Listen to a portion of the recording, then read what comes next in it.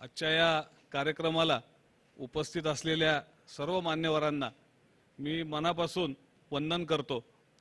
खरं तर गेली अनेक वर्ष स्नेहालयाच्या कामाशी जोडलेले आणि स्नेहालयाच्या कामाला खूप मदत करणारे अशी अनेक माणसं इथं समोर उपस्थित आहेत।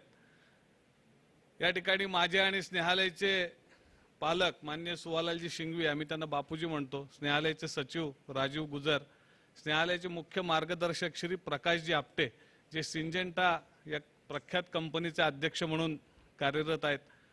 त्याचप्रमाणे ज्यांच्यामुळे मला या कामामध्ये येता आलं, शिकता आलं, त्या माझ्या गुरुवर्य विजयाताई लवाटे यांचे चिरंजीव आणि सुनबाई, त्याचप्रमाणे माझ्या सोबत अनेक वर्ष ज्यांनी काम केलं ती सर्व सहकारी मंडळी इथं उपस्थित आहेत।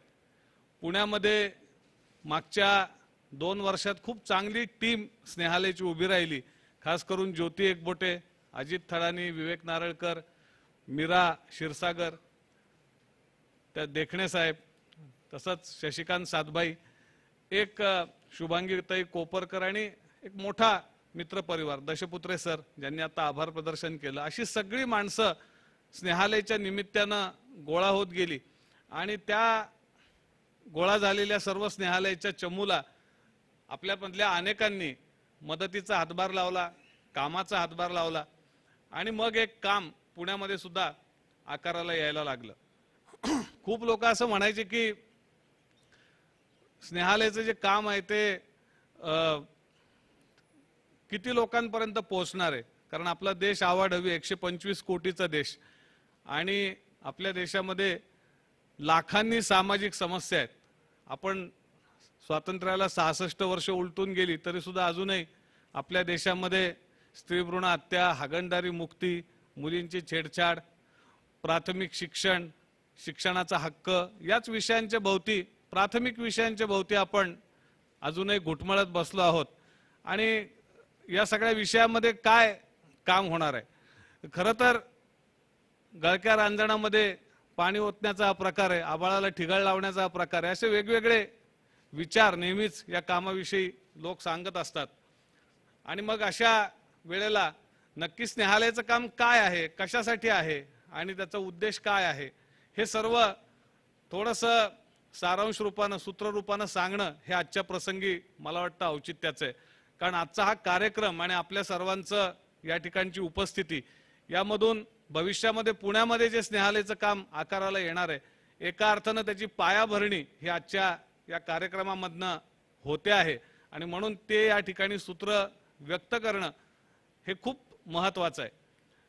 काय की आपल्या देशामध्ये इतके प्रचंड मोठे सामाजिक प्रश्न आहेत आणि आपल्या सगळ्यांना अशी आशा आहे की 2014 मध्ये काहीतरी होणार। आधी आपल्याला वाटायचं 2009 मध्ये काहीतरी होणार, त्याच्या आधी वाटायचं 2005 मध्ये काहीतरी होणार, कोणीतरी येणार आणि आपले प्रश्न सोडवणार। खरं तर ज्यावेळेला महात्मा गांधींचा खून झाला त्यावेळेला विनोबांनी सांगितलं की आता कोणीतरी नवा गांधी या देशामध्ये येणार आहे आणि आपल्याला आपले प्रश्न सोडवणार आहे आणि आपल्याला संघटित करणार आहे, आपल्याला एकत्र ठेवणार आहे। अशा भ्रमामध्ये राहू नका, आता प्रत्येकाने आपल्या मनातल्या गांधीचा शोध घेतला पाहिजे आणि जे आपल्या कुवतीला शक्य आहे आणि जे आपल्याला करणं तातडीने शक्य आहे त्या गोष्टी करायला सुरुवात केली पाहिजे। आता कुणीही नवा गांधी येणार नाही। खरोखर ही वास्तविकता आहे की आपल्याला सर्वांना, देशाला अपेक्षा आहे की सरकार काहीतरी करणार आहे, कोणता तरी पक्ष काहीतरी करणार आहे, किंवा अलीकडे कोर्ट फार सक्रिय झाले, कोर्टाकडून काहीतरी होणार आहे, कडक कायदे झाले म्हणजे या देशामध्ये बदल होणार आहे। चौथा स्तंभ मीडिया आता फार जागृत आहे, प्रत्येक ठिकाणी जाऊन पोहोचतो, कोणाच्या काय भानगडी चालल्यात सगळ्या छापून येत आहेत। मग आता काहीतरी त्यातून घडणार आहे। संघटना, वेगवेगळे लोक, काहीतरी खूप जास्त विचार करणारे विचारवंत लोक, इथून काहीतरी बदलाच्या प्रक्रिया आणि जिकडे देश जायला पाहिजे होता 60 वर्षांपूर्वी त्या दिशेला पुन्हा एकदा हा देश घेऊन जाण्याची प्रक्रिया सुरू होणार आहे। अशा या कल्पना विशेषतः जे लोक शिकतात, वाचतात आणि वाचणं, शिकणं, चर्चा करणं यातून बदल घडतो यावर विश्वास ठेवतात, अशांच्या मनामध्ये या कल्पना असतात। कसा बदलणार आहे हा देश? खरं तर याचं सोपं उत्तर आहे की ज्या ज्या ठिकाणी अंधार आहे त्या अंधारल्या ठिकाणी प्रत्येक माणसाने त्याच्या कुवतीनुसार एखादी ज्योत पेटवण्याचा जर प्रयत्न केला तर अशा लक्षावधी कोट्यावधी ज्योतींच्या प्रकाशामधून एक नवा सूर्य या देशामध्ये उगवू शकतो आणि तो सूर्य तुम्ही आणि आम्ही या देशातल्या विचार करणाऱ्या, संवेदना जागृत असणाऱ्या अशा नागरिकांनी या ज्योती पेटवायचं काम करायचंय। आणि म्हणून स्नेहालय काय करतं तर स्नेहालयाकडे कोणत्याही प्रश्नाचं उत्तर नाही। कोणताच प्रश्न या देशाचा, समाजाचा 100% आपण मिटवू शकत नाही। प्रश्नच इतके आगडबंब आणि मोठे आहेत। बघा, झोपडपट्ट्यांमध्ये राहणारे लोक 22 कोटी झालेत। ज्यांचं ट्रॅफिकिंग केलं जातं, रस्त्यावर उभ्या केल्या जातात अशा अल्पवयीन मुलींची संख्या ही जवळपास 65 लाख झाली। रोज बालकामगार म्हणून शाळा सोडून खिचडी वाटा, शाळा बांधा, हजारो शिक्षक नेमा, त्यांना 6व्याच्या जागेवर अजून 7वा वेतन आयोग द्या, काही करा, तरी पण अजूनही 2.5 कोटी मुलं हे शाळेत न जाता चहाच्या टपरीवर, गॅरेजमध्ये रोजंदारीच्या कामाला जातातच। सरकारी कामांवर, सरकारी ठेक्यांवर बालमजूर रोज काम करताना दिसतात। नगरच्या कलेक्टरच्या दारात पाईपलाईन साठी खुदाईचं काम चाललंय, कंत्राट एका आंध्रच्या ठेकेदाराकडे आहे आणि त्यांनी सगळी 14 आणि 15 वर्षाची मुलं आणून ठेवली आहेत। मी गोष्ट सांगतो नगरची, गावोगावी हेच चाललंय। टेलिफोनच्या तारा खोदणारे बघा, रस्त्यावर काम करणारे बघा, आणि सगळ्यांना सगळं दिसतं आणि सगळ्यांना सगळं दिसूनही जो तो म्हणतो की मला माहिती आहे हे कोणाचं काम आहे, हे मी सोडून इतर सर्वांचं काम आहे आणि मी अक्कल देईल आणि माझ्या अक्कलेचा वापर होत नाही म्हणून देश सुधरत नाही। तर सारांश आहे की आपल्याला जिथं जिथं अंधार दिसतो तिथे तिथे आपण ज्योत पेटवली पाहिजे आणि रोल मॉडेल्स तयार केले पाहिजे। स्नेहालयाने काय केलं की जिथे समाजाच्या संघटित शक्तीमधून, समाजाच्या अंतःप्रेरणांमधून, समाजातल्या प्रत्येक जातीच्या, धर्माच्या, व्यवसाय गटाच्या माणसाला एकत्र जोडून त्या ठिकाणी समाजाच्या शक्तीतून काही बदल घडवता येतो का याचा शोध घेण्याचा प्रयत्न केला। आणि हा शोध घेत असताना अर्थातच या शोधाची कल्पना मुळात आपली नाही, ही शोधाची कल्पना मुळात स्वामी विवेकानंद, महात्मा गांधी यांच्या विचारांमधून या कल्पना पुढे आल्या की समाजाने समाजाचे प्रश्न सोडवले पाहिजे। मग आपण लालबत्तीमध्ये एक ज्योत पेटवली, त्या ठिकाणी आपण असा विचार मांडला की वेश्यांना पहिली प्रतिज्ञा आम्ही दिली की वेश्या म्हणून जगले पण वेश्या म्हणून मरणार नाही। दुसरा मुद्दा, जो व्यवसाय माझ्या आईने किंवा बहिणीने करता कामा नये तो दुसऱ्याच्या आया बहिणीने पण करता कामा नये। तिसरा मुद्दा, मी माझ्या मुलाबद्दल जो विचार करतो किंवा मुलीबद्दल जो विचार करतो तोच विचार मी मला दिसणाऱ्या, भेटणाऱ्या, अडचणीत असणाऱ्या प्रत्येक मुलाबद्दल आणि मुलीबद्दल केलाच पाहिजे। हे माझं पहिलं राष्ट्रीय कर्तव्य आहे आणि माणूस म्हणून पण माझं हे कर्तव्य आणि माणूस म्हणून माझी बांधिलकी आहे। हे विचार आपण समाजामध्ये पोहोचवले आणि ज्या ठिकाणी समाजाच्या शक्तीतून कामच होत नव्हतं त्या ठिकाणी झोपडपट्ट्या, लालबत्ती विभाग, तरुणांचे गट यांच्यासोबत कामाला सुरुवात केली। लक्षात आलं की बरेचसे प्रश्न हे एक दुसऱ्याशी निगडीत असतात। एकाच ठिकाणी ज्योत पेटवून चालत नाही, एक दृष्टी ठेवायला लागते आणि जिथे जिथे प्रश्नांचे उद्भव आहेत, उगम स्थान आहे, त्या त्या ठिकाणी जाऊन काम करावं लागतं। नुसतंच लालबत्तीत काम केलं, मुलं बाहेर काढले, तिथल्या काही मुलांचं पुनर्वसन केलं, पण जर ट्रॅफिकिंग रोखलं नाही तर 4 बायका बाहेर काढा, 4 मुलं बाहेर काढा, दुसऱ्या दिवशी 14 मुलं आंध्र, बिहार, झारखंड, बंगाल, बांगलादेश, नेपाळ कुठेही तिथं विकायला आणलेली तुम्हाला सापडतील आणि ती जास्त स्वस्त दरामध्ये आलेली असतील। आज मोबाईल, चांगला मोबाईल 10,000 रुपयाला मिळतो, पण चांगली जिच्याकडून धंदा करून घेता येतो अशी मुलगी कलकत्त्यामध्ये 5,000 रुपयाला मिळते, म्हणजे 10,000 रुपयाला मुलींची जोडी विकत मिळते। परत तुम्हाला चॉईस आहे, भूतान, बांगलादेश अशी जोडी पाहिजे का भारत, झारखंड आणि बंगाल अशी जोडी पाहिजे। तुम्ही तपासून, हात लावून बघून, जशी जनावरांची खरेदी विक्री असते तशी आपल्या देशामध्ये होत असते। सांगायचा मुद्दा असा की इथे आपण काय करू शकतो, पोलीसचं काम आहे। पोलीस कुठने येतात, समाजातनं येतात। पोलीस पैसे खातात, मग तिथे कोण बसणार आहे पैसे खायला? कुठल्या चंद्रावरनं किंवा मंगळावरनं माणसं येणार आहेत का? बरं, फक्त पोलीसच पैसे खातात का? समाजामध्ये खरं सांगायचं तर आज देशामध्ये नैतिकतेचा इतका ऱ्हास होत चाललेला आहे की फार थोडी माणसं प्रामाणिकपणे आपलं काम करतात प्रत्येक क्षेत्रामध्ये आणि त्या थोड्या प्रामाणिकपणे काम करणाऱ्या लोकांमुळेच आपण म्हणतो की देशाला भविष्य आहे। म्हणजे ते थोडे लोक करतात ही फार मोठा परिणाम करणारी गोष्ट आहे। सांगायचा मुद्दा असा की आपण ह्या सगळ्या प्रश्नांचं जे एकमेकाशी असलेलं नातं आहे ते समजून घेतलं, मग तिथे ट्रॅफिकिंगवर काम करायला पाहिजे। नुसतं ट्रॅफिकिंगवर काम करून कसं चालेल? कुठने येतात तिथे डान्स बार मध्ये नाचायला मुली, कुठने येतात बालकामगार, कुठने येतात गुन्हेगार, कुठनं बनवले जातात, व्यसन कुठनं येतात, ड्रग पेडलिंग कुठनं होतं, मुलं शिकत नाहीत म्हणजे कुठे शिकत नाहीत, बालविवाह कुठे लावले जातात, मुलांचा गुन्हेगारासाठी सर्रास वापर कुठे केला जातो, कुठे सगळ्यात जास्त बाल अत्याचाराची प्रकरणं घडतात, मग त्या झोपडपट्ट्यांमध्ये जायला लागेल, त्या सोर्स एरियामध्ये काम करावं लागेल.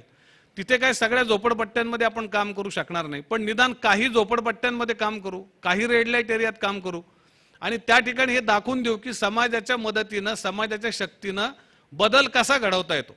आणि आज ज्या ठिकाणी स्नेहालय काम करतंय, स्नेहालय आता जास्त आडवं काम वाढवू इच्छित नाही. जे काम केलंय ते काम एक त्याचं अधिक चांगलं रोल मॉडेल, अधिक गुणात्मक रोल मॉडेल असं त्या ठिकाणी करायचंय. आम्ही अशी झोपडपट्टी बनवू जशी आदर्श गाव अण्णांनी बनवलं किंवा पोपटराव पवारांनी बनवलं, तसं एक आदर्श झोपडपट्टी. ठीक आहे, त्या ठिकाणी झोपड्या आहेत, ही एक अपरिहार्यता आहे, कारण जागा लोकांच्या मालकीची नाही, ती कोणातरी सरकारी मालकीची आहे, कोणाची तरी आहे. तिथे झोपडपट्टी झाली ही वास्तविकता आहे.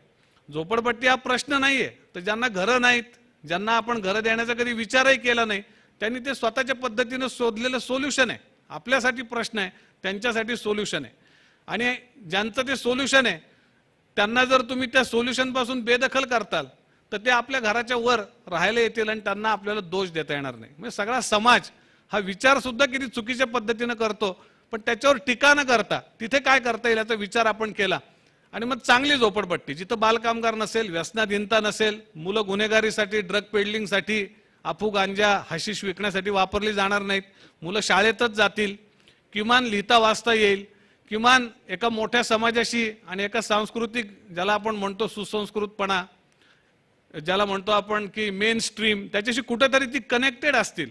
कुठेतरी त्यांना हा देश कसा निर्माण झाला, त्याच्यासाठी कोणी त्याग केला, कोण होते स्वामी विवेकानंद आणि महात्मा गांधी, कमीत कमी त्याला थोडी तरी प्रोसेस कळेल.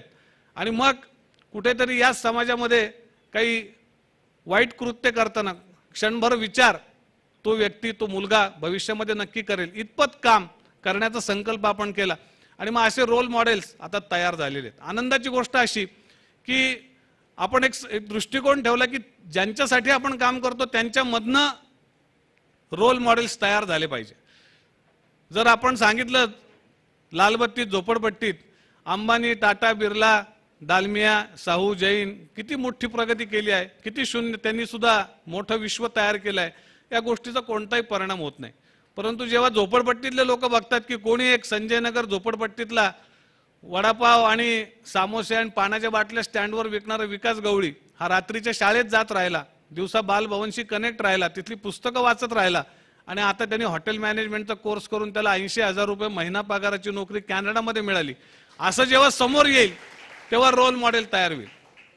कोणीतरी एक आमचा हिम्मतग्रामचा प्रकल्प सांभाळणारा अजय काळे, तशा अर्थाने छापायसाठी नाही पण कोलाट्याचं पोर, आणि तो जेव्हा ती सगळी वाकडी वाट सोडतो आणि स्नेहालयाचा एक अख्खा प्रकल्प उभा करतो, त्यावेळेला ते त्याच्या समाजासाठीचं रोल मॉडेल होईल की हा जीवन असं बदलायचं असतं.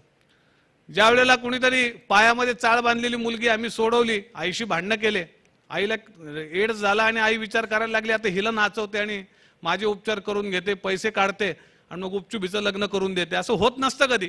एकदा पायात चाळ बांधले की तो रस्ता सगळा घरंगळत जाणारा असतो. भांडणं तंडणं करून त्या मुलीला आणलं.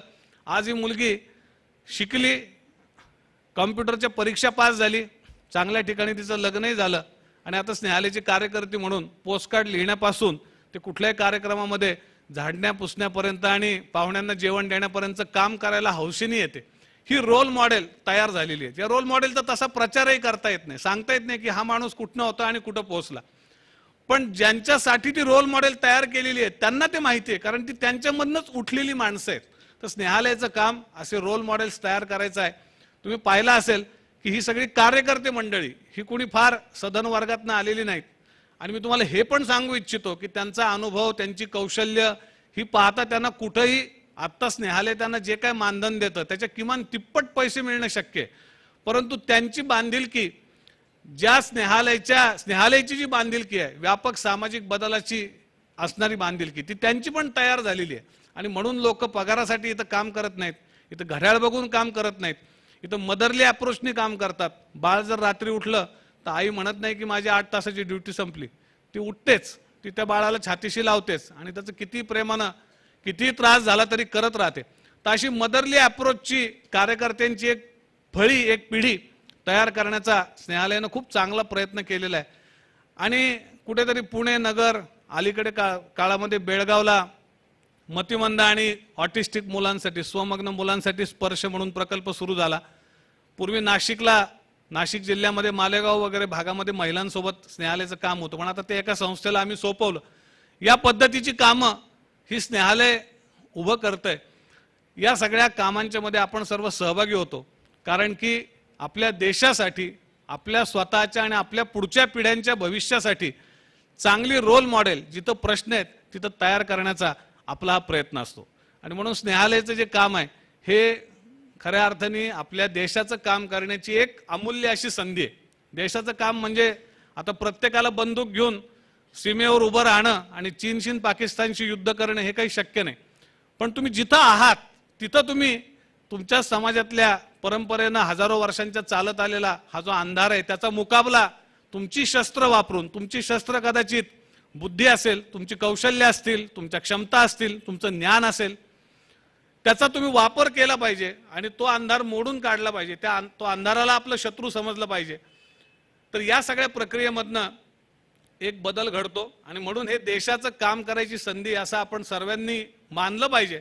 आणि मग त्याच भावनेनं जर आपण काम केलं तर निश्चितपणानं देशासाठीची चांगली रोल मॉडेल या स्नेहालयाच्या प्रकल्पांमधनं उभी राहतील.